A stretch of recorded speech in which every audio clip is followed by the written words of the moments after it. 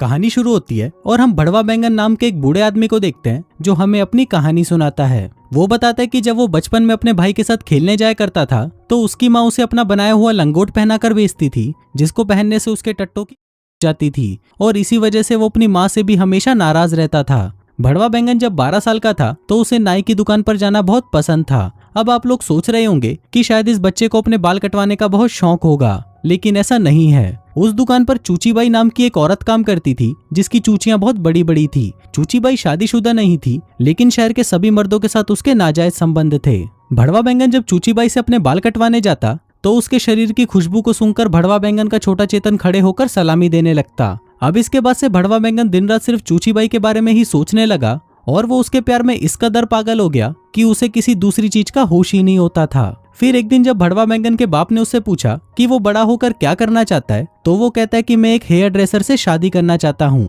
मतलब मैं एक नाई से शादी करना चाहता हूँ। अभी सुनकर उसके बाप के दिमाग का भांग बोसड़ा हो जाता है और वो उसे एक जोरदार चमाट लगाता है। लेकिन जब भड़वा बैंगन ने गुस्से में अपने आप को एक कमरे में बंद कर लिया तो फाइनली उसका बाप मान गया और बोला कि तुझे जो करना है कर, गांड मरा, मुझे कोई मतलब नहीं है। अभी सुनकर भड़वा बैंगन खुश हो जाता है और सोचता है कि अब तो मैं सीधा जाकर चूचीबाई को बजा डालूंगा। अब ऐसे ही कुछ साल बीत जाते हैं और हम भड़वा बैंगन को देखते हैं जो कि अब इतना बड़ा हो चुका है कि उसकी शादी की उम्र भी अब निकल चुकी है। लेकिन अब तक उसने शादी इसलिए नहीं की क्योंकि वो सिर्फ एक हेयर ड्रेसर से ही शादी करना चाहता था। हम देखते हैं कि भड़वा बैंगन बीमार भोसड़ी नाम की एक लड़की को पसंद करता था और हर हफ्ते उससे बाल कटवाने उसकी दुकान पर भी जाता था। लेकिन बीमार भोसड़ी सिर्फ अपने काम से ही मतलब रखती थी, जिस वजह से वो काफी अकेली भी थी। दरअसल पहले वो उसी दुकान पर काम किया करती थी, लेकिन एक दिन जब उस दुकान का मालिक रिटायर हो गया तो उसने बीमार भोसड़ी को वो दुकान संभालने के लिए दे दी। लेकिन उसकी इस तरक्की से उस दुकान पर काम करने वाली बाकी लड़कियां उससे जलने लगी और फिर धीरे धीरे करके सभी उसे अकेला छोड़कर वहां से चली गईं,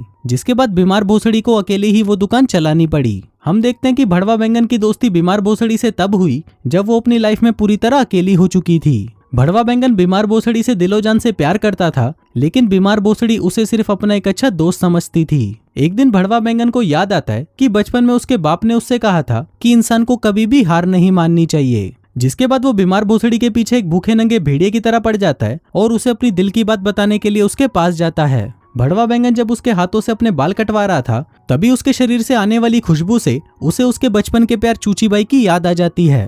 इसके बाद हम देखते हैं कि बचपन में जब रोज की तरह भड़वा बैंगन चूचीबाई को देखने के लिए जाता है तो वहां पहुंचकर उसे पता चलता है कि चूचीबाई ने खुदकुशी कर ली है, जिसको देखकर वो शॉक्ड हो जाता है और अंदर से पूरी तरह टूट जाता है। इसके बाद बाल कटवाते वक्त भड़वा बैंगन बीमार भोसड़ी से कहता है कि वो उससे शादी करना चाहता है, लेकिन बीमार भोसड़ी इसका कोई जवाब नहीं देती, जिस पर भड़वा बैंगन उससे माफी मांगकर वहां से चला जाता है। उस रात वो सिर्फ बीमार भोसड़ी के बारे में ही सोचता रहता है और अब वो उसके प्यार में पूरी तरह बावलीगांड हो चुका था और वो चाहकर भी उसे भुला नहीं पा रहा था, जिस वजह से वो कुछ दिनों बाद फिर से उसकी दुकान पर जाता है। लेकिन इस बार बीमार भोसड़ी उसके सामने ऐसा दिखाती है जैसे वो उसे पहचानती ही नहीं।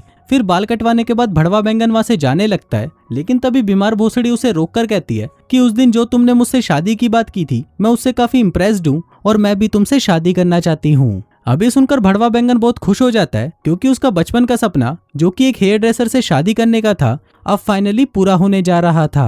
अब इसके बाद से वो बीमार भोसड़ी के साथ ही अपना ज्यादातर समय बिताता है, जिस दौरान वो एक दूसरे के काफी करीब भी आ जाते हैं। इसी दौरान जब भड़वा बैंगन अपने बाप को बताता है कि वो एक हेयर ड्रेसर से शादी करने जा रहा है तो ये सुनकर उसके बाप को हार्ट अटैक आ जाता है और वो ऊपर पहुंच जाता है। इसके कुछ दिनों बाद हम भड़वा बैंगन की शादी देखते हैं, जहां पर उसका भाई उसे शादी का तोहफा देता है जो कि वही लंगोट था जिसको पहनकर भड़वा बैंगन के टट्टे सूज जाया करते थे। वहीं बीमार भोसड़ी ने अपनी शादी में सिर्फ उस दुकान के पुराने मालिक को ही बुलाया हुआ था। इसके बाद जब वो सभी बातें कर रहे थे तभी उस दुकान पर एक आदमी आता है जो कि अपनी दाढ़ी कटवाने आया था। अब उस दिन बीमार भोसड़ी की शादी थी, लेकिन इसके बावजूद भी वो उसका काम कर देती है। जिसके बाद जब वो आदमी अपनी दाढ़ी कटवा कर वहां से चला जाता है तभी भड़वा बैंगन खुशी के मारे सलमान भाई वाला डांस करने लगता है।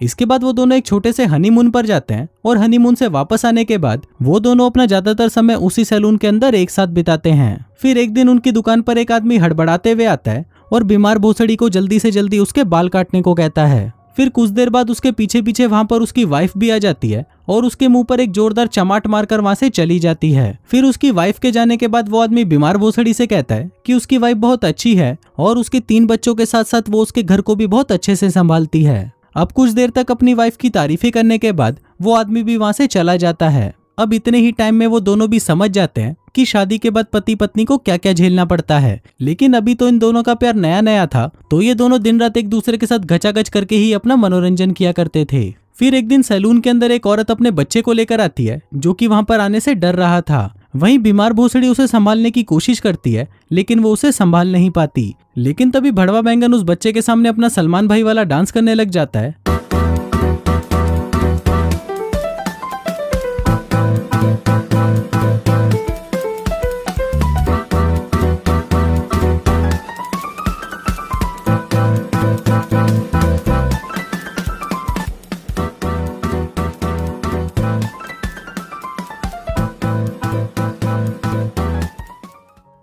जिसको देखकर वो बच्चा चुप हो जाता है। अब उस बच्चे को देखकर भड़वा बैंगन को लगने लगता है कि शायद वो और बीमार भोसड़ी कभी भी बच्चा नहीं चाहेंगे, क्योंकि बच्चा होने के बाद बीमार भोसड़ी मोटी हो जाएगी, जिस वजह से उन दोनों के बीच में जो प्यार है वो भी कम हो जाएगा और वो दोनों इस खूबसूरत एहसास को कभी कम नहीं होने देना चाहते थे।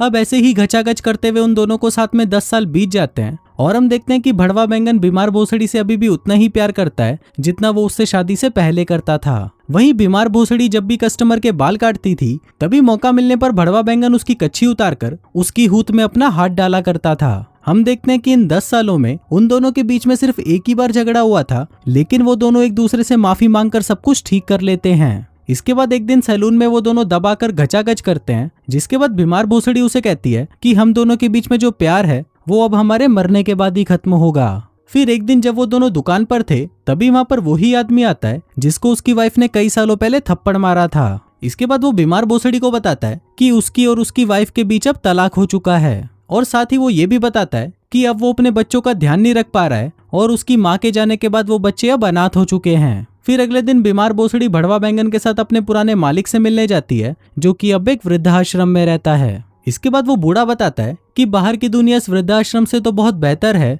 क्योंकि उसे ये जगह किसी जेल से कम नहीं लगती और वो अपने आखिरी पलों को ऐसे घुट घुट कर नहीं बिताना चाहता था। दूसरी तरफ इन सभी बातों से बीमार भोसड़ी भी समझ चुकी थी कि इस दुनिया में कुछ भी परमानेंट नहीं है और एक ना एक दिन उसके और भड़वा बैंगन के बीच में जो प्यार है वो भी खत्म हो जाएगा। लेकिन वो इस खूबसूरत एहसास को खत्म नहीं होने देना चाहती थी, इसलिए वो भड़वा बैंगन के साथ आखिरी बार घचाघच करती है और उसे छोड़कर वहां से चली जाती है। उधर भड़वा बैंगन को लगता है कि शायद बीमार भोसड़ी उसके साथ मजाक कर रही है, लेकिन ये कोई मजाक नहीं था। दूसरी तरफ बीमार भोसड़ी एक डैम के पास पहुंचकर पानी में कूदकर अपनी जान दे देती है, क्योंकि वो नहीं चाहती थी कि उसका प्यार कुछ ही पलों के लिए हो, इसलिए वो अपनी जान देकर अपने प्यार को अमर कर देती है। और साथ ही हमें यहाँ पर यह भी पता चलता है कि ये साली दिमागी रूप से बीमार भी थी। बीमार भोसड़ी ने मरने से पहले भड़वा बैंगन को एक खत भी लिखा था, जिसमें उसने इस बात का जिक्र किया था कि मरने के बाद भी वो भड़वा बैंगन से हमेशा प्यार करेगी। इसके साथ ही उसने ये भी लिखा था कि अब भड़वा बैंगन उसे भूलकर अपनी लाइफ में आगे बढ़ जाए। अब ऐसे ही कुछ दिन बीत जाते हैं और हम देखते हैं कि भड़वा बैंगन अब उसी सैलून में रहकर उसको चलाने लगता है और वो अपने आने वाले सभी कस्टमर्स के साथ काफी अच्छे से बात करता है और सभी को अपना सलमान भाई वाला डांस भी दिखाता है। वो सबके सामने ऐसा दिखाता है कि वो बीमार भोसड़ी को हमेशा के लिए भुलाकर अपनी लाइफ में आगे बढ़ चुका है, लेकिन बाद में हमें पता चलता है कि ये तो सिर्फ उसका एक दिखावा है जो कि वो अपने आप को खुश रखने के लिए करता है। असलियत में तो वो अंदर से एक जिंदा लाश बन चुका है जो सिर्फ बीमार भोसड़ी के बारे में ही सोचता रहता है। यहाँ पर हम देखते हैं कि भड़वा बैंगन का जो पहला प्यार था उसने खुदकुशी करके अपनी जान दी थी और उसके आखिरी प्यार ने भी खुदकुशी करके ही अपनी जान दी है। लेकिन भड़वा बैंगन को अभी भी लगता है कि किसी दिन बीमार भोसड़ी इस दरवाजे से अंदर आएगी और अपने काम को वापस संभालेगी, क्योंकि इस काम को उससे बेहतर और कोई नहीं कर सकता। और इसी के साथ ही ये कहानी यहीं खत्म हो जाती है।